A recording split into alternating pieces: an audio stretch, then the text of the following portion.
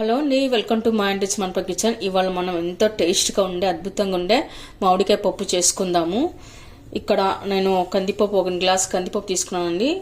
ముందుగా వేసి మనం క్లీన్ చేసి కడిగి పెట్టి నానేసుకోవాలి.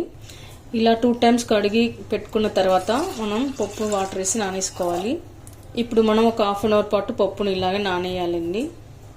ఇలా ముందుగానే హాఫ్ అన్ అవర్ పాటు నానేసుకోవడం వల్ల మామిడికాయ వేసే పులుపుకి బాగా మెత్తగా ఉడుకుతుంది. హాఫ్ అన్ అవర్ తర్వాత చూడండి, పప్పు అయితే ఇలా బాగా మంచిగా నానిపోయింది. ఆ తర్వాత ఇప్పుడు మనం ఇందులో కట్ చేసి పెట్టుకున్న ఆకుకూరలు ఏవైనా వేసుకోవచ్చండి.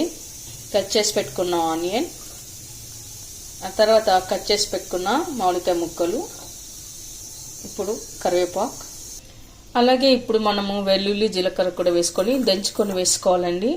ఇలా వేసుకోవడం వల్ల పప్పుకు చాలా మంచి టేస్ట్ ఫ్లేవర్ కూడా వస్తుంది. ఇలా అంతా కచ్చాపచ్చగా దంచి పెట్టుకున్న తర్వాత మనం పప్పులోకి వేసుకుందాము. ఇప్పుడు కారం పొడి వేసుకుందామండి. రెడ్ చిల్లీ పౌడర్, లేదా మీ దగ్గర గ్రీన్ చిల్లీ ఉంటే పచ్చిమిర్చి అయినా వేసుకోవచ్చు. కొద్దిగా పసుపు, తర్వాత ఇప్పుడు ఆయిల్ వేసుకోవాలి. ఇలా వేసుకోవడం వల్ల పప్పు త్వరగా మెత్తగా ఉడుకుతుంది. ఆ తర్వాత ఇప్పుడు మనం బాగా కలుపుకొని పెట్టుకుందాము. ఇప్పుడు మనం ఇంకాస్త వాటర్ వేసుకొని కుక్కర్ మూత పెట్టేసుకుందాము. ఇప్పుడు మనం 3-4 విజిల్ వచ్చే వరకు పప్పును పెట్టుకోవాలండి. ఓకే అండి, చూసారుగా 3-4 విజిల్స్ తర్వాత పప్పు అయితే బాగా మంచిగా మెత్తగా ఉడికిపోయింది.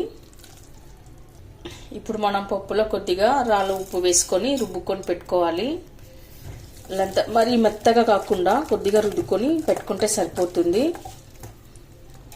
ఇప్పుడు ఇలాంతా రుద్దుకొని పెట్టుకున్న తర్వాత మనం తాలింపు వేసుకుందాము. ఇప్పుడు ఒక బౌల్లోకి ట్రాన్స్ఫర్ చేసుకుందాము. ఇప్పుడు మనం తాలింపు కోసం 1 టేబుల్ స్పూన్ ఆయిల్ వేసుకున్న తర్వాత 4 వెల్లుల్లి రెబ్బలు వేసుకోవాలి. ఆ తర్వాత ఆవాలు, జీలకర్ర, మినపగుళ్ళు కూడా వేసుకుందాము.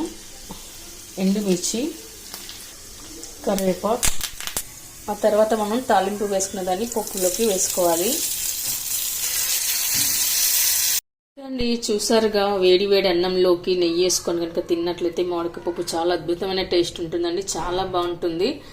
మరి మీరు కూడా ఒకసారి ట్రై చేయండి. మీకు ఎలా కుదిరిందో కామెంట్స్లో పెట్టండి, లైక్ చేయండి, షేర్ చేయండి. మీకు కనుక ఈ వీడియో నచ్చినట్లయితే తప్పకుండా మన ఛానల్ని సబ్స్క్రైబ్ చేయండి. Thank you for watching.